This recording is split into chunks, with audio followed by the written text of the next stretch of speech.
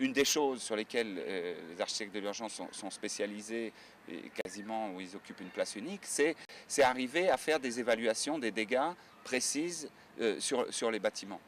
Et qui est un élément essentiel à la fois pour la phase d'urgence et pour la phase de reconstruction. Restaurer un habitat décent est un élément essentiel qui va permettre à la vie normale de reprendre le dessus. C'est difficile d'aller au boulot tous les matins quand on habite sous la tente. Et encore une fois, c'est une question de dignité humaine qui est avoir très rapidement accès à nouveau à un logement décent pour avoir des conditions de vie décentes qui vont permettre aux autres fonctions de se dérouler correctement, aux enfants d'aller à l'école, aux parents d'aller travailler, etc.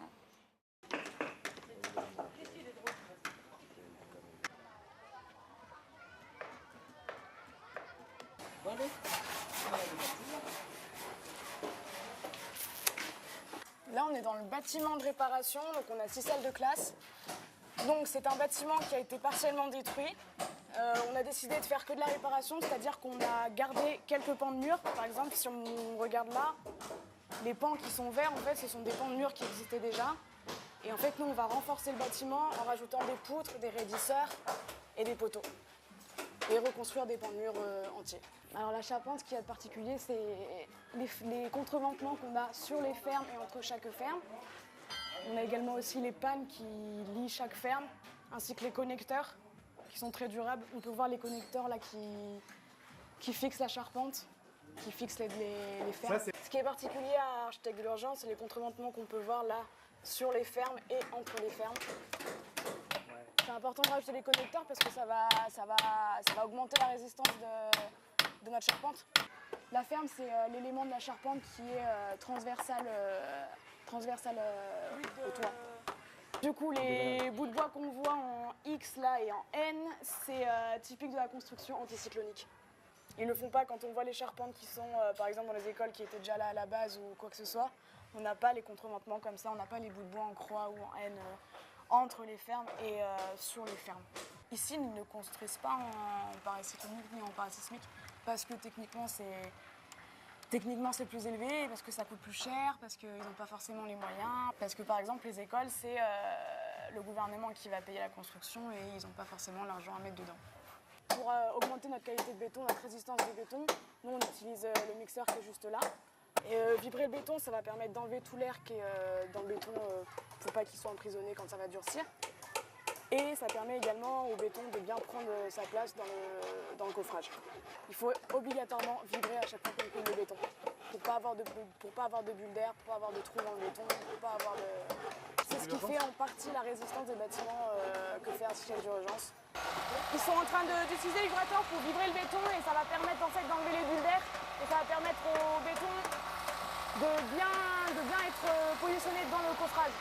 Elle est obligatoire cette phase, ouais. Elle est obligatoire pour avoir une résistance de béton acceptable et pour avoir la résistance de béton que nous on veut.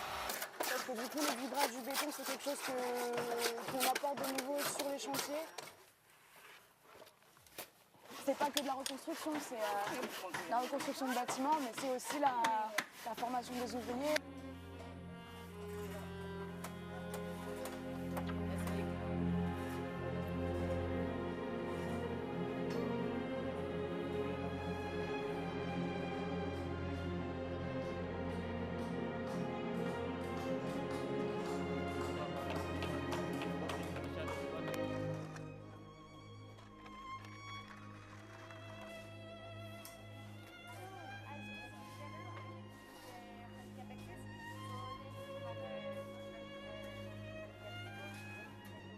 Le but, c'est réellement en fait de redonner vie à une zone qui a été affectée, que ce soit par un tremblement de terre ou par un typhon.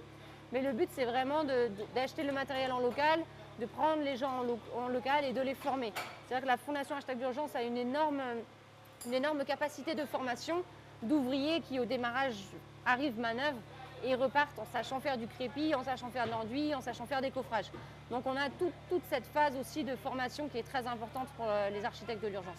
C'est vrai que quand on voit des gens qui au démarrage ne savaient pas forcément crépir, ne savaient pas forcément coffrer, et c'est vrai que le jour où ils réussissent, ils ont tous un sourire jusqu'aux oreilles d'avoir réussi. Ils ont une grande fierté eux-mêmes aussi d'avoir appris à faire ça. Et c'est vrai que pouvoir leur permettre d'apprendre ça et qu'ils puissent l'utiliser par le futur.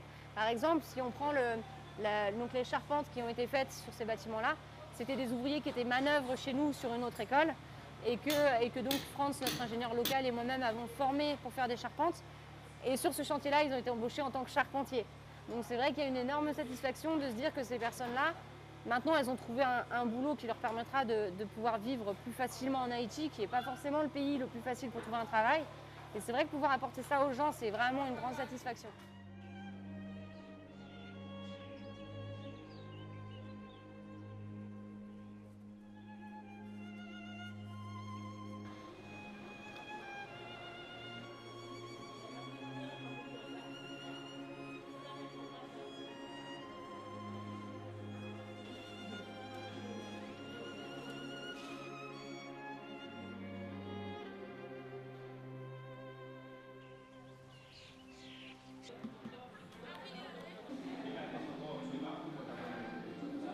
Mon expérience directe avec l'architecte de l'urgence a été vers 2012-2013 lorsqu'il nous fallait reconcevoir ce qu'il fallait faire ici et améliorer. Médecins du Monde Canada a fait appel à l'architecte de l'urgence et nous avons travaillé ensemble.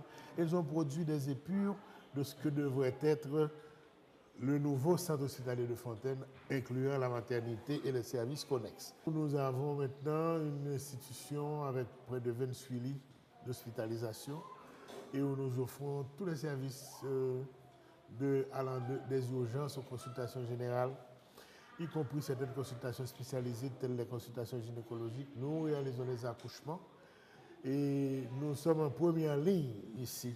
En 3 mois, les 3 derniers mois de 2016, nous avons récupéré en matière de malnutrition près de 700 bénéficiaires qui ont passé les 3 derniers mois à nos soins avec l'appui de Food for the Poor. Et ça vous donne une idée de l'ampleur des besoins qu'il y a là et de la diversité aussi, parce que nous avons notre PAO avancé qui nous aide à lutter contre le choléra. Et notre service d'urgence ne désemplit pas. C'est-à-dire, nous recevons, quand je dis que nous recevons tous les types d'urgences, cela va des urgences cardio-respiratoires aux accouchements, en passant par les accidents de la route.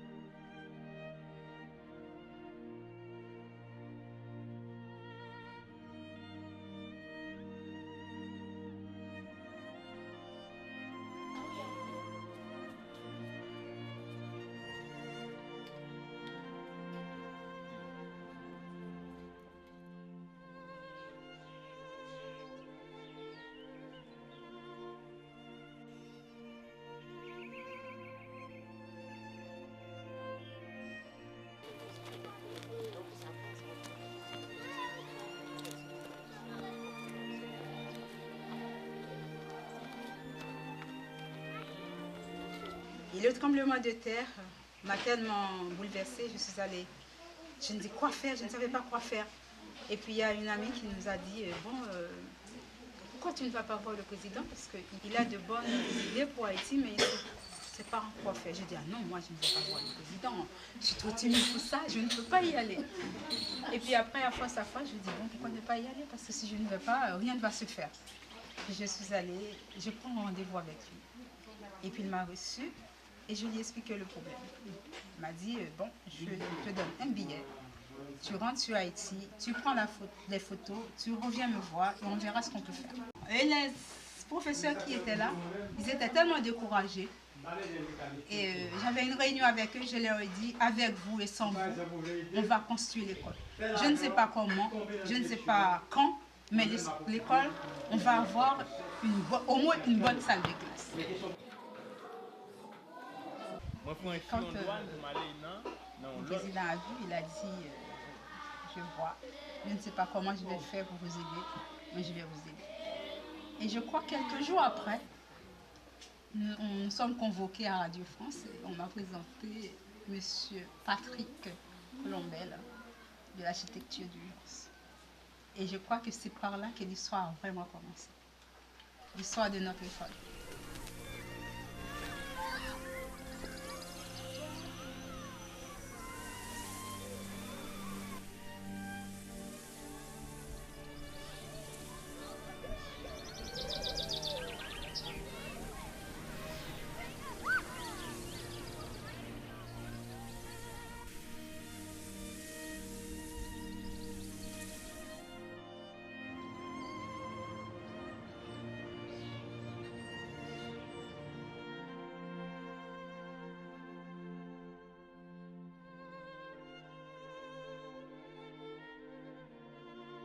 Travaille au niveau international depuis pas mal d'années, notamment sur la reconstruction après des catastrophes. Ouais. Mais en préalable, on travaille sur ce qu'on appelle la mise en sécurité.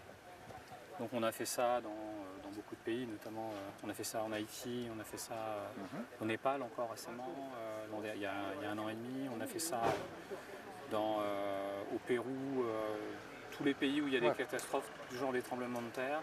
Ce qui nous intéresse beaucoup, c'est d'essayer de bien comprendre la manière dont on peut sauver des vies sur un prochain tremblement de terre du même genre dans des secteurs qui sont identiques. Il y a une chose qu'on peut apporter, parce que ça on a l'expérience là-dessus, c'est de travailler sur de la sécurisation de bâtiments. On a une spécificité, c'est qu'on est assuré pour faire de la mise en sécurité dans le monde entier. Il n'y a que 2 pays où on n'est pas assuré, les États-Unis et le Canada. Et sinon, on peut travailler un peu partout. Le vrai problème, c'est qu'il y a beaucoup de pertes humaines. Les pertes du bâtiment, tout ça, bon, ok. Mais le pire, c'est les pertes humaines.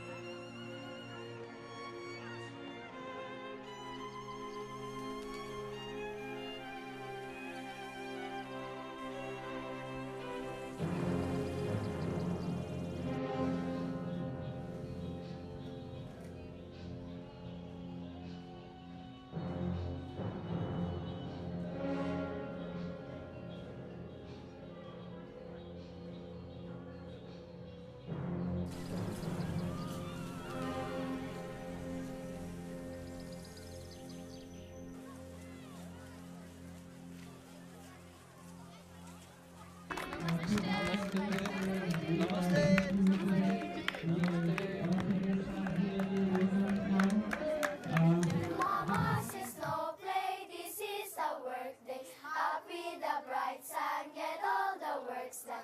If you will help me climb up the tall tree, shake the papaya down. Sweet, sweet papaya, fruit of the island. When all the work's done, dance on the white sand. If you will help me climb up the tall tree, shake the papaya down. Donc nous nous trouvons à l'école Tanza Norte Elementary School. Donc c'est la toute première école que l'on a faite aux architectes de l'urgence juste après le typhon Yolanda. Donc en novembre 2013, après le super typhon, les 2 toitures des bâtiments qui sont juste derrière nous ont volé parce qu'ils n'étaient pas forcément bien fixés au bâtiment. Et donc du coup, on est revenu et pendant 4 mois, donc, on a fait des réparations sur les 2 bâtiments. Donc on a à la fois rajouté des poteaux béton et des poutres béton pour solidifier la structure, pour qu'elle soit parasismique et paracyclonique.